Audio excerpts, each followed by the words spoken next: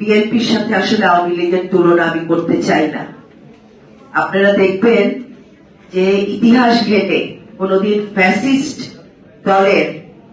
দল কোনদিন ফেরত আসে না।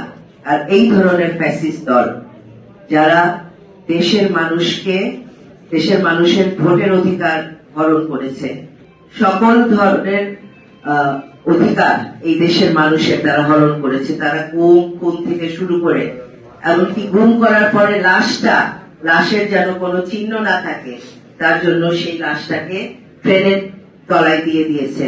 লাশের পেটে সিমেন্টের বস্তা বেঁধে নদীতে ফেলে দিয়েছে। তাই আমরা বিএনপির সাথে আওয়ামী লীগের তুলনা করব না, কিন্তু আমি মানুষের উপলব্ধির জন্য মানুষ যেন আমাদের দেশের মানুষ যেন